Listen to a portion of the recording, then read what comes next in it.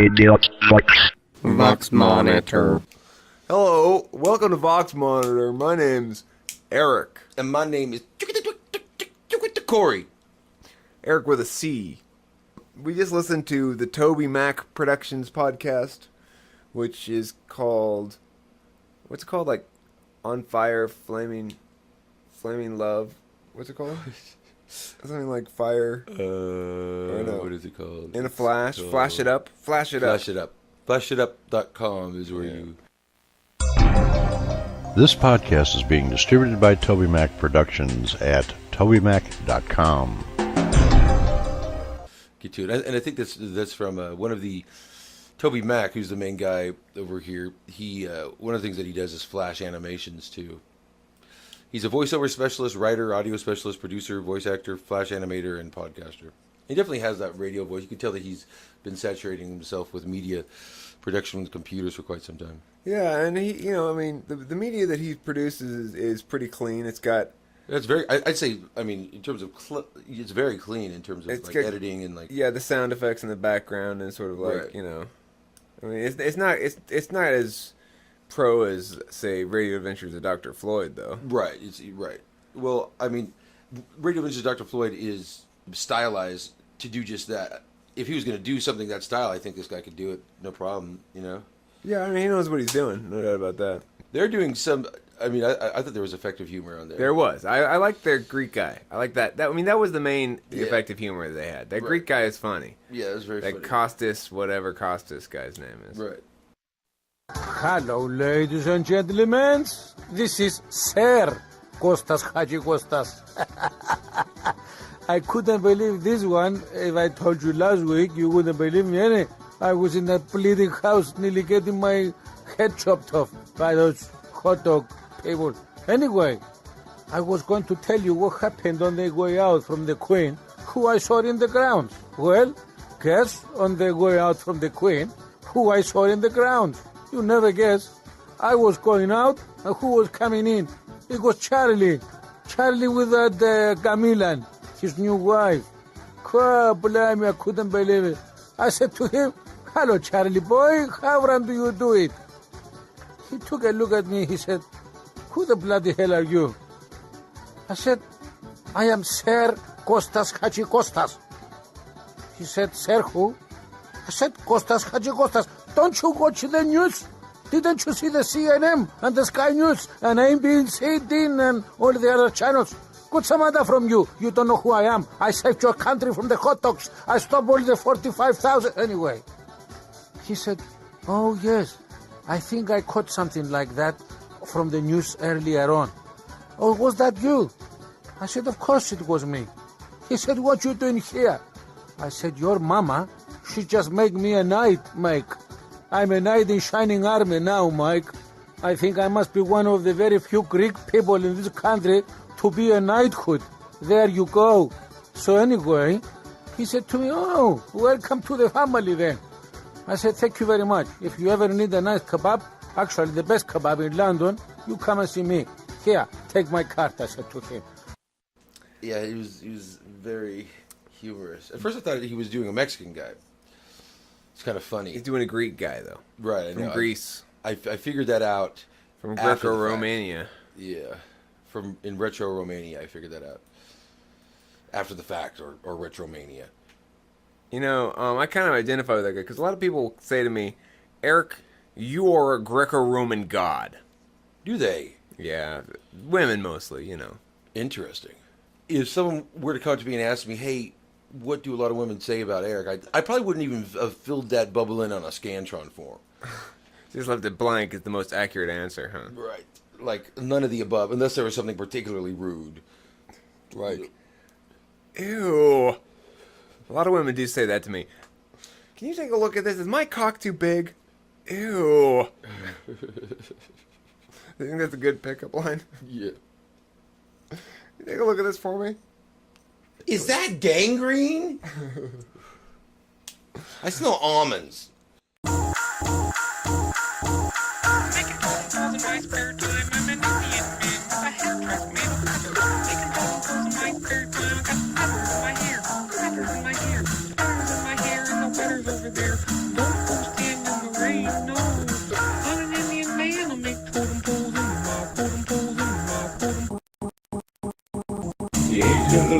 over. The age of the artist is over. The age of the geek has just begun. And what am I gonna tell my... They roam around the land, they Roman caravans in the Middle East. What they call? They call Romans. No, they aren't called the Romans. They aren't called migrants neither. That would be the wrong word. They're more like got no homers, but instead not that homeless people, because it's their traveling. They gather around the campfire at the end of every night and beginning of every day. What are those people called? The Romans. They wander around the desert for 100,000 years.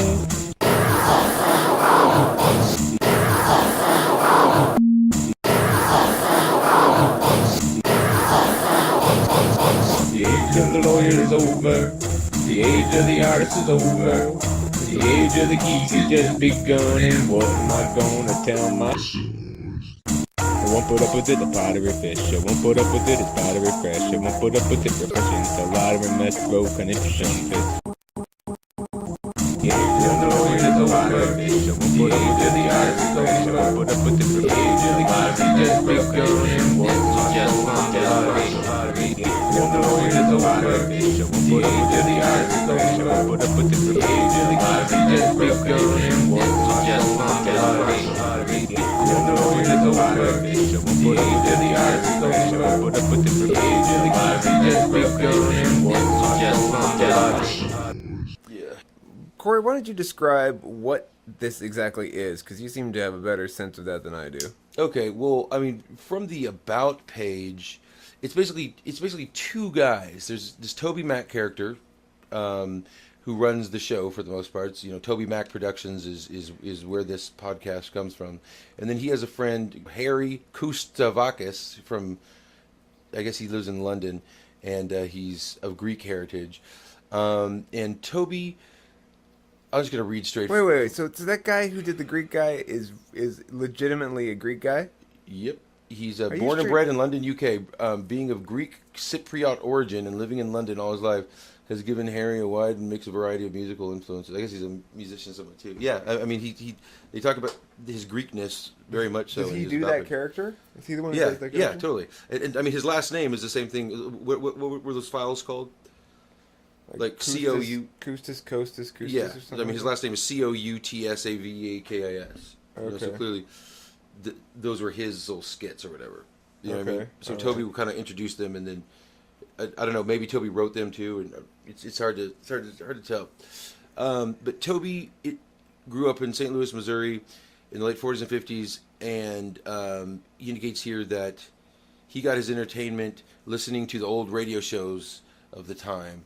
And this is where he developed his love for radio comedy and dramas, which continues to this day. And it's very much these productions, of which there are a number of different types. If you subscribe to this podcast, you're not going to get the same like radio serial each time. It seems like to me, from what we experienced of it. There's definitely two different serials that are going on on this feed. One of which is this Special Agent Kidney Pies. Yeah, it's called Agent Boss something, or Agent 14 and a half or something like that. Yeah, Agent 14 and a half something Boss Agent 14 and a half.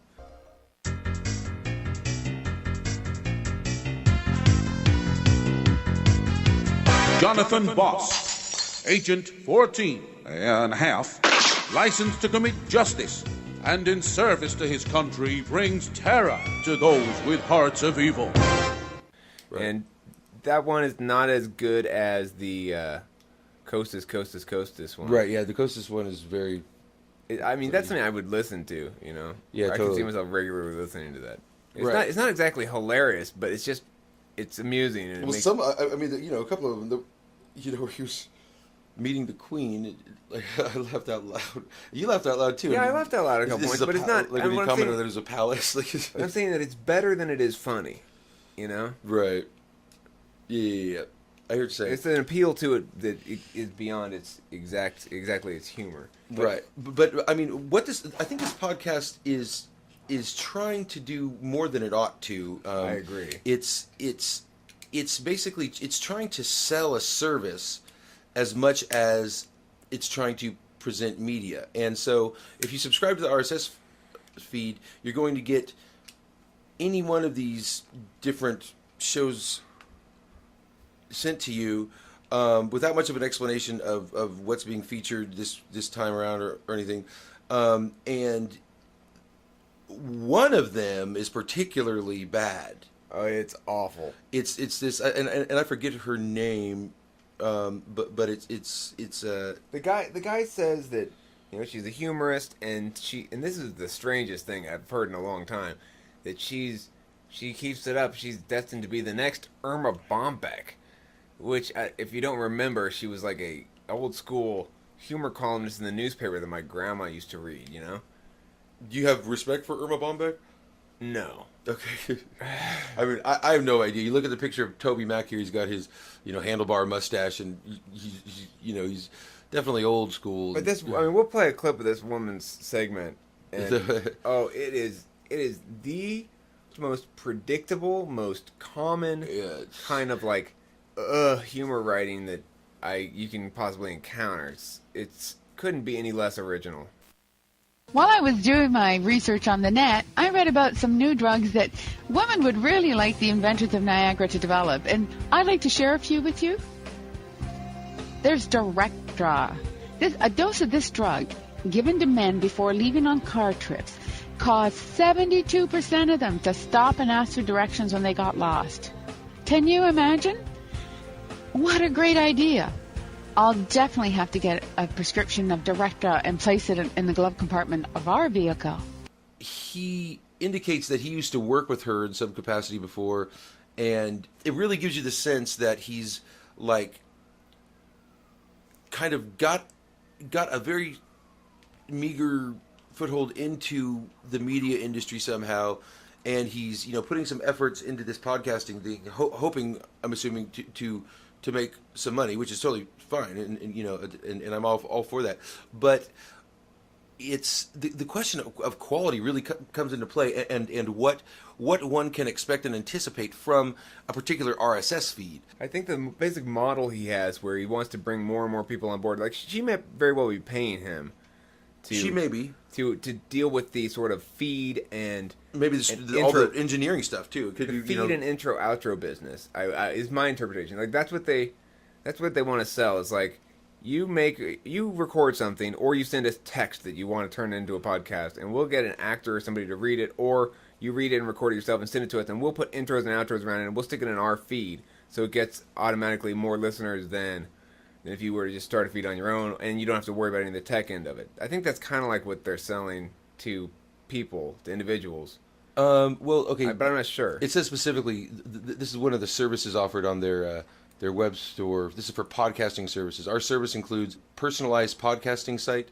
We can create a website which shows off your podcast. 2, the opportunity to effectively have your own online radio show or informational content. 3, your own podcasting domain name. We offer 2 types of domain names: a subdomain on our site, or you can get your own domain, www.yourdomain.com. 4, podcast upload capability for all of your show MP3. 5, your own audio podcasting blog. 6, your own personalized podcast RSS feed, show notes, link area. It really, so, I mean, he's offering a number of... But okay, so do you think that he brought her onto this feed because he likes what she's doing? I think that... Or because he likes her personally? I don't know. I'm not sure how important it is. And I also got the sense that advertisement that's in there, I don't think advertisers are necessarily paying him. They let him produce a commercial to give the impression of success, maybe somewhat, maybe working for free somewhat to get a stronger foothold into the industry. And there's nothing wrong with that either. Totally. The only thing that might be somewhat questionable is the fact that is there to sort of give the impression of something that isn't true. I could see why he would want to do that. And I'm not sure that's all bad when you're talking about trying to attract sponsors by doing something like that. I think it's not necessarily a bad idea. I don't think it's to attract sponsors. I think it's to attract clients. Okay. Right? Because he's selling these podcasting services which deal with the production of podcasts. Well, if that's the motivation, it's a little Amway. How is that? Amway's multi-level marketing. I know. But the reason I say that is because it's like you're really making money off of of one people when you are sort of positioning yourself as making money off of another people. Okay, I guess so. Right. I mean, it's just, but it's being put in there to give the impression of success, I think, and so trust me with your podcast, and this is very clean sounding, and or of high visibility too. It's like maybe if they're trying to give the impression that they get a lot of downloads, and then they're putting an ad there to convey that for the purpose of getting people who are looking for downloads to contribute their stuff to the feed for money, then that would be kind of a iffy business model in my book. I'm not sure that's what they're doing. I mean, I really don't. It's really hard to say. And so, I mean, I guess we're spending too much time discussing their motivations and stuff, their business model, but right. And the reason why we had the impression that we got the impression that these advertisements in here were of his own design and not really making money from it is that it's this one Australian accented female that for a couple of the different episodes we listened to, she was promoting this online casino, and then on another of these podcasts we listened to, she was promoting these podcasting services. And then another one she just was talking about kangaroos and dingoes and stuff. She was screaming, "Where's my baby?" She didn't know at the time that the dingo had already consumed her baby. Right. That'll happen a lot in Australia. You'll find. Right. So anyway, I mean, one time I had scabies and I went to Australia and the dingo ate my scabies. Really? Yeah. That must have been terrible for you. Chory and I have both, during the course of our lifetimes, had scabies. Yes. Independently of one another, though. I was living in Santa Cruz when I got scabies at this house that I lived in with 8 or 9 other college students, and I got scabies. Yeah. They were hot. I got scabies just making friends with bugs. Dude, yesterday I got blasted so good with those. I was just like, oh, I was still hurting this morning. I was like, I could hardly have a cigarette on the way over here. I was using my big farm ozonator right in the studio. I was in there for 5 hours with it, with my carbon filter. If you were listening to an earlier show, you may remember our conversation about him winning a farm ozonator. It's a $6,000 ozonator. And having to drive to Huntington Beach or wherever to get it. We didn't have to drive all the way. I did end up driving him out there, by the way. But I didn't drive him all the way to Huntington Beach. I drove him went to East Glendale. To East Glendale. And no, Glendora. Glendora. East Glendale. Remember I used to go Oh, East right. Right. That's my little That's his pet code, name. his code Glendora. word. His code. He speaks in code a lot. And so I got it. This is a $6,000 ozone machine designed for hog farming. Yeah. That I have in my house. Yep. And he ozonated my garage one couple of days. And Took care of your insect problem. it did not take care of it. It's still full of bugs, dude. It's still full of spiders. Well, you didn't run it for long enough. How long do you have to run it for? I don't know. I've been doing 8-hour blasts right now, and it kills all the insects. So it's pretty much a full-time job then, ozonating your house. No. 3/4 of the time. Yeah, I do want to ozonate the garage again though. I want to seal off the holes, kind of like the slits and stuff. Right, that's what you do, totally. Make it airtight. And seriously, run it for 8 hours. Word. And I figured out how to set the thing better. So anyway, but I don't think this podcast is about ozone machines or anything. So we should stop talking about ozone, even though I could, me.